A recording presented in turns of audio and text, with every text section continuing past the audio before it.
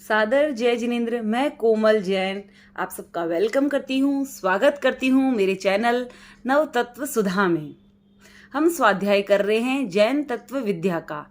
आज हम 90 बोल का स्वाध्याय करेंगे, जो कि है शरीर के 5 प्रकार है। अगर हम 25 बोल की बात करते हैं तो उसके अंतर्गत यह 7वां बोल होता है, शरीर के 5 प्रकार। गुरुदेव पुस्तक में लिखते हैं, आत्मा अरूप है, अशब्द है, अगंध है, अरस है और अस्पर्श है। यानी कि आत्मा का कोई रूप नहीं है, अमूर्त है, अरूप है, उसका कोई शब्द नहीं है, न किसी प्रकार की उसमें गंध है, न कोई रस है, इसलिए वह अदृश्य है, दिखाई नहीं देती है। लेकिन मूर्त शरीर में बंधी होने के कारण वह दृश्य है, हमें दिखाई देती है। जब तक आत्मा संसार में है, यानी कि संसार में परिभ्रमण कर रही है, तब तक वह स्थूल या सूक्ष्म किसी न किसी रूप में शरीर के आश्रित रहेगी। फिर वह चाहे शरीर एकेंद्रिय का हो, चाहे चतुरेंद्रिय का हो, चाहे पंचेंद्रिय का हो, चाहे नारक या देवता का हो, कोई न कोई शरीर उनके पास अवश्य ही होगा, चाहे फिर वह स्थूल हो या सूक्ष्म हो, हमें दिखाई दे या न दे। अब प्रश्न होता है, शरीर क्या है? पौद्गलिक सुखों दुखों की अनुभूति जिसके कारण होती है वह शरीर होता है। यह शरीर 5 प्रकार के होते हैं। पहला औदारिक, दूसरा वैक्रिय, तीसरा आहारक, चौथा तेजस और 5वां कार्मण। इन्हें हम एक चार्ट के माध्यम से समझेंगे। पहला औदारिक शरीर। औदारिक शरीर सबसे स्थूल होता है, कि मतलब इन 5 शरीरों में सबसे मोटा या सबसे स्थूल कोई शरीर होता है वह है औदारिक शरीर। इस शरीर की विशेषता है कि इसका छेदन भेदन संभव, यानी इसे काटा जा सकता है, अलग किया जा सकता है।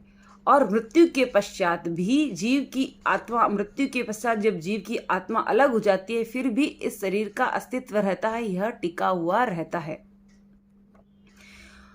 और मोक्ष की प्राप्ति इसी शरीर के द्वारा होती है। कहीं कहीं पुस्तकों में हमें पढ़ने में भी आता है कि यह शरीर हाड़ मांस के द्वारा निर्मित होता है। यह भी सही है, लेकिन सबसे सही परिभाषा यही है कि इस शरीर का छेदन भेदन हो सकता है। हाड़ मांस से निर्मित होता है, लेकिन एकेंद्रिय का शरीर में हाड़ और मांस रक्त नहीं होते, फिर भी वह शरीर औदारिक ही होता है। इसलिए हमें इसकी यही परिभाषा याद रखनी है कि इसका छेदन भेदन हो सकता है। नारक और देवताओं को छोड़कर एकेंद्रिय से लेकर पंचेंद्रिय के जीवों तक सभी के निश्चित रूप से औदारिक शरीर ही होता है। मोक्ष की प्राप्ति इसी के द्वारा संभव है, बाकी अन्य शरीरों से मोक्ष की प्राप्ति संभव नहीं है। मतलब कि देव जाति को भी मोक्ष की प्राप्ति नहीं हो सकती, नारक जाति को भी मोक्ष की प्राप्ति नहीं हो सकती। केवल और केवल औदारिक शरीर में भी पंचेंद्रिय शरीर द्वारा ही, मनुष्य पंचेंद्रिय के द्वारा ही मोक्ष की प्राप्ति हो सकती है। अब यहाँ क्वेश्चन हो सकता है कि यह शरीर स्थूल है, पर वायु का ही तो सूक्ष्म होता है। पर वायु का जो सूक्ष्म है, हमारी आंखों का विषय भले ही ना हो, लेकिन वह औदारिक शरीर के अंतर्गत स्थूल में ही आता है। इसके अलावा ये जो 4 शरीर है, उनके शरीर वायु काय से भी सूक्ष्म होते हैं, इसलिए उसे स्थूल ही गिना गया है। नेक्स्ट शरीर है वैक्रिय शरीर। तो उसका पहला पॉइंट है कि यह औदारिक शरीर से सूक्ष्म होता है, कि औदारिक शरीर की अपेक्षा यह सूक्ष्म होता है, और यह छोटा बड़ा स्थूल सूक्ष्म किसी प्रकार से भी बनाया जा सकता है। मनुष्य की, तिर्यंच की जीवों के शरीर की बढ़ने की गति की एक अपनी प्रकृति होती है, एक निश्चित अवधि होती है। जैसे कि हम कहते हैं कि 12-13 साल तक हमारी हाइट बढ़ेगी, उसके बाद हमारी हाइट नहीं बढ़ेगी। तो जिस समय तक हमारी हाइट बढ़नी होती है उतनी बढ़ जाती है, उसके बाद हम हमारी हाइट को, हमारे शरीर को छोटा बड़ा नहीं कर सकते हैं। लेकिन जिनके पास भी वक्रीय शरीर होता है, वह अपने शरीर को जितना चाहे बड़ा, जितना चाहे छोटा कर सकते हैं। यह इस शरीर की विशेषता होती है, जो इसे औदारिक से अलग बनाती है।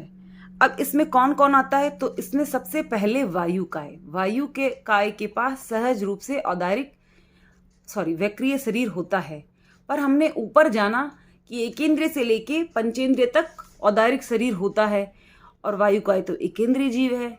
तो मैं बताना चाहूँगी कि वायु काय के पास भी औदारिक शरीर ही होता है, लेकिन जब वह वैतूल का रूप लेती है यानी विकराल रूप लेती है, तब वह वक्रीय शरीर का निर्माण कर लेती है। इस दृष्टि से वायु काय के वक्रीय शरीर गिना गया है। उसके पश्चात नारक व देवताओं के निश्चित रूप से सहज रूप से वक्रीय शरीर ही होता है। मनुष्य और तिर्यंच वक्रीय लब्धि प्राप्त कर वक्रीय शरीर का निर्माण कर सकते हैं। जब वे वक्रीय लब्धि की प्राप्ति करते हैं तो किसी कारणवश वक्रीय शरीर का निर्माण कर सकते हैं और पुनः औदारिक शरीर में आ सकते हैं, तो उनके पास यह लब्धि जनित होता है। तीसरा शरीर है आहारक शरीर। यह वक्रीय से भी अधिक सूक्ष्म होता है। यह केवल विशिष्ट शक्ति संपन्न साधुओं के ही होता है।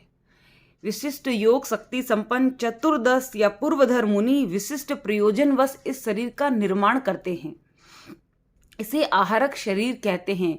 उसमें शरीर के अंदर से भीतर से एक आहारक शरीर बाहर निकलता है पुतले की भांति, और वह जहाँ भी हमारे जिस क्षेत्र में भी हमारे तीर्थंकर विराज रहे हैं वहाँ जाता है और अपनी समस्याओं का समाधान कर पुनः शरीर में लौट आता है। और यह कार्य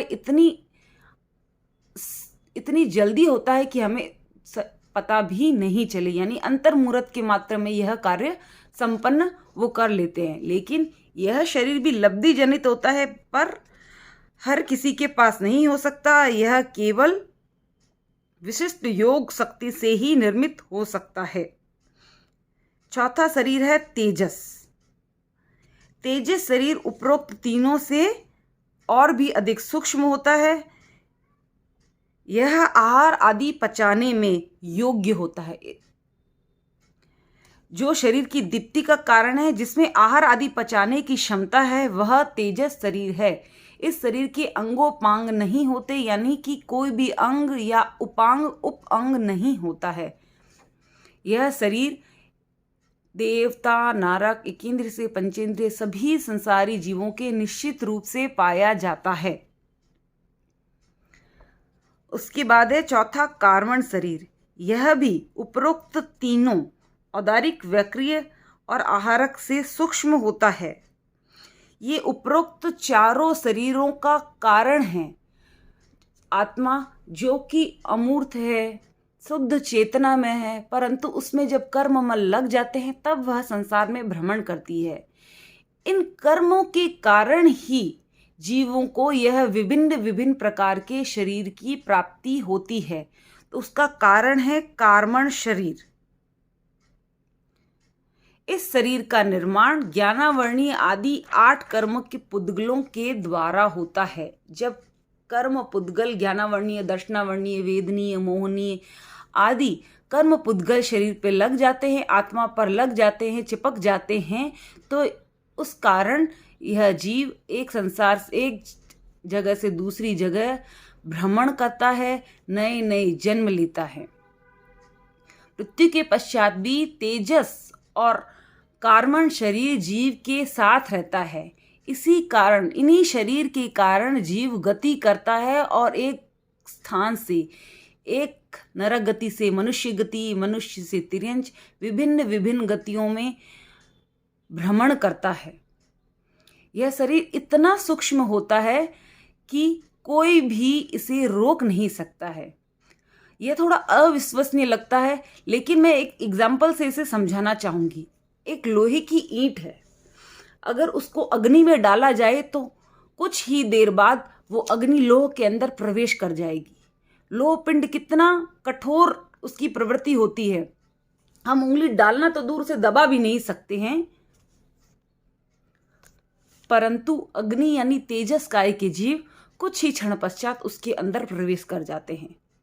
उनके पास भी आहारक शरीर होता है और स्थूल होता है। जब अग्नि उस लोह पिंड के अंदर प्रवेश कर सकती है तो तेजस और कार्बन शरीर तो बहुत ही ज़्यादा सूक्ष्म होते हैं, तो उनकी गति में कोई बाधा नहीं होती है, वह कहीं भी बिना रुके पहुंच सकते हैं।